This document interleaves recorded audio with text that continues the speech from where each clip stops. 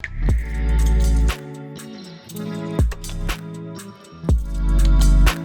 everyone and welcome to my YouTube channel. Today I wanted to go ahead and make a video and take you guys through the best way for you to attempt your IELTS speaking examination. Okay, as we already know, the speaking examination is broken into three sections, section 1, 2, and 3. And this video is going to show you how to go ahead and answer the questions that you get there in the best way possible. So let's jump right into our section 1. Now, your section 1 is primarily questions that are like very introduction type, something that is very simple, easy to talk about. Okay, always for these kind of question types, it's important that you don't give very lengthy answers. Two to three sentences of the length would be absolutely okay. All right. If your answer has to be with something like a yes or a no, it's important that you use some high vocab, because there are different ways to say yes, there are different ways to say no, and you should try and use that. If you notice, after every question, there's actually a why or a why not mentioned there, okay? So it's important that you go ahead and add a reason, because that will also help you make your answer slightly longer. So I'm going to go ahead and try and answer these questions here for you. I'm going to take off the studying part from here because I'm actually a working professional. So I'll talk about the working part only. So the first question is, who do you spend most time working with and why? So I'll start by saying, ever since we started the pandemic, I've been working at home and I live alone. So I'm working by myself and there's no one around me. But when I used to go to work, I used to spend a lot of time with my colleague Kidamba, as he would sit beside me and we would work on multiple things together. So you see, I gave the answer in 2 to 3 sentences. I gave it clear, concise. I tried to add like a backstory to it, make it more interesting. Okay. What kind of things do you work on with other people? I actually work in a IT domain and my job is strategic consulting. So in most cases, I'd probably be consulting about a project that I'll be working on with my colleagues, or something that I'll be working on with my clients to take them through our software and our product and provide them with any answers to any questions that they actually have problems with. Are there times when you work better by yourself? Absolutely. I think I work best by myself. I'm somebody who can actually get distracted very easily. So I think it's better if I'm sitting alone or on my workstation and probably having some music on my ears, because at that time, no one can distract me and I can probably finish all of my tasks on time and work in a better fashion. Is it important to like the people who you work with? I think it's absolutely essential. If you like the people that you work with, you'll be able to gel around with them. You'll create a better team. You'll also be able to get help whenever needed. And you can also go ahead and have a party on a Friday night if you get along well with them. Right. Great.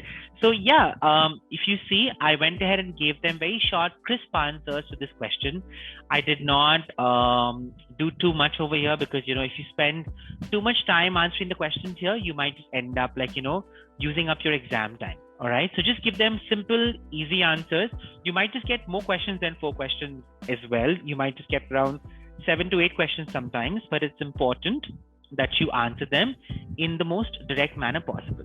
Whereas for your follow-up, which is in section 3, I would want you to give slightly longer answers. Now guys, also understand that there's no right or wrong method, okay? Some teachers may say differently, I may say something differently, but this has actually worked for me. If you check out the Instagram page that I have linked to this video, you'll be able to go ahead and check the scores of my students, and most of them have been able to get a 7+ in their speaking by just following these tips. Okay, so let's jump into the second section, which is your cue card. Now you'll actually get a minute to prepare for this cue card, and you have to answer in 1.5 to 2 minutes. All right.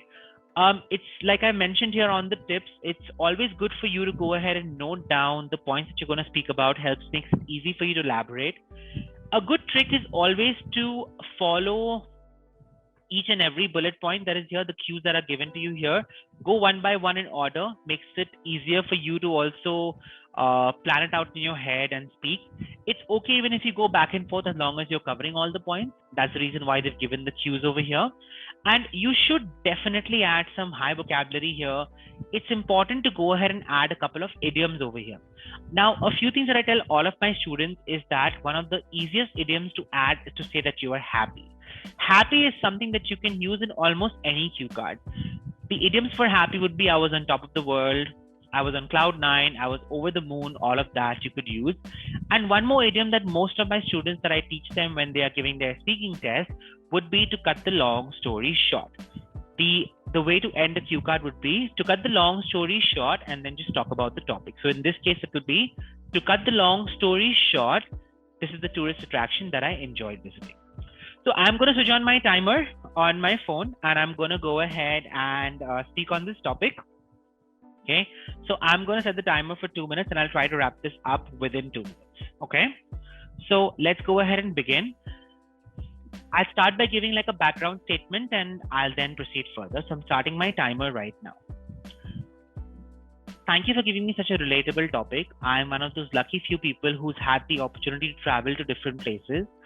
And the one tourist attraction that I really enjoyed visiting was when I went to Vatican City in Rome when I was traveling to Europe.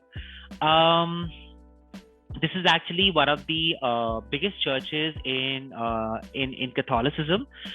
It's actually a small country within Rome, which is the seat of power for the Catholic Church. The Pope actually resides over here, and this is a place that has one of the biggest churches in the world and a lot of artwork that you can actually go and visit and see it. I actually went here in the year 2018. I was actually traveling to Rome for some work, and since we were already in Rome, I just thought might as well just go and check out this church. I've been raised Catholic, so I already knew the importance of this church in our in our customs and our traditions, and I thought that I should just go ahead and check this out. I actually went inside, checked out all of the artwork. There is so much of work from Michelangelo, from Bernini, from Raphael, all of these wonderful paintings, these wonderful sculptures that are all there that I love to go ahead and watch, that I love to go ahead and see. I also enjoyed my time in the Sistine Chapel, which is built like a fortress. So it was completely amazing. I really enjoyed this place because the art was breathtaking. I was over the moon. I was on top of the world looking at the amount of artwork that is here. And I'm such a huge fanatic for symbology. And I know that most of these artworks at that time had symbols painted inside of them. So to cut the long story short, this was a tourist attraction that I enjoyed visiting, and I had the bestest time over here. So I finished within 2 minutes if you check your timer. Okay. All right. Great. So you see, I did try to use a couple of big words. I used that, it was breathtaking, symbols, all of that. I used 2 idioms. In fact, I used 3 idioms actually. I used on top of the world. I was over the moon, and to cut the long story short. So adding idioms just goes ahead and shows to your examiner that you actually have a great command over your language, which is great. All right, fantastic. So let's go ahead and jump into our last section. Now, for the last section, which is called the follow-up questions, I would generally want you to go ahead and give your answers in 5 to 6 sentences. Once again, it's important to use high vocabulary here.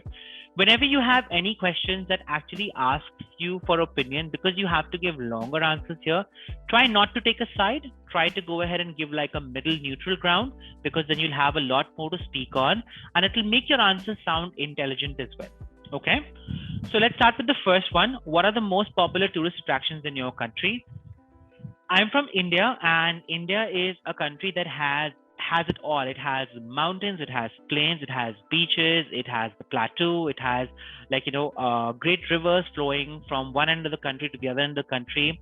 So it actually has everything, but I feel that the most popular tourist attraction in my country would be the Taj Mahal. It's a mausoleum that a king created in his wife's honor, and it's one of the 7 wonders of the world, and people from all over the world actually come to view the Taj Mahal because it's so beautiful. It's made out of white marble, and it's one of the most amazing places that you can come and check out in India. Okay, next question. How do the types of tourist attractions that younger people like to visit compare with those that older people like to visit? Now, I would give my answer slightly differently. Okay, I'd probably start by giving an answer to this question by saying that I think the tourist attractions that younger people like to visit would obviously be filled with other activities to do. They would want to go ahead and spend time, like not just looking at the place, but also going and like, maybe eating some good food, some great different kind of cuisines need to be present over there. Whereas older people would just like to go ahead and view the sites, maybe buy some souvenirs and come back. However, what I would add to this answer would be, but I would add that honestly, in today's day and age, I don't think that age is a factor anymore for people. I think it's more of a person's choice. It's completely subjective on the person and what they want to do. I know some older people as well who actually like to do things that younger people would like to do, and some young people who are actually old souls who would just want to go ahead and see the beauty of a place, maybe click a few pictures and come back right home. So it doesn't depend on the age, rather it depends on the person's choice and what they would want to do at a particular place. That's what I would add in my answer. And the last question, do you agree that some tourist attractions like national museums, galleries should be free to visit? Oh, absolutely. I think it should be free to visit because it makes it easier for anybody who's come to study something, who's come to learn from these places. Like museums are a great place to learn. So for them, it will be easier for them to come in and out and check out, come back to the museum to learn something if they haven't finished the work the previous day. However, the flip side to that would be that it may just attract unwanted crowd and just anybody would walk in and it'll be difficult to maintain that place. So it totally depends on the tourist attraction. It totally depends on the area that is in and the kind of revenue that is making, whether it can fully sustain itself without any kind of fees that the visitors pay, or whether it needs the fees to survive. So I think all of those factors kept in mind should be what would make that tourist attraction free or not free. So you see how I framed the answer. I did not give exactly one side. I took both sides and spoke on them, making my answer a little long, a little complex, and a little more varied. So here you go, guys. This is exactly what you have to do. It's really important that you use high vocabulary. You do go ahead and spend time and and just give your answers in the most well thought of manner. Don't be in a hurry to finish your exam. Try to breathe in. Try to think before you give an answer to any question. Whenever you guys get stuck, I've noticed that a good way to go ahead and also buy time is by doing, come to think about it, or something like what I would like to say, or I think another point that I would like to go ahead and talk about would be, and by the time this 2-3 seconds that you have taken to stretch out this particular phrase might buy you enough time to go ahead and possibly frame the answer to your question. Okay. So do go ahead and watch this video again if you want to just take down those words. It will be great whenever you want to appear for your speaking test.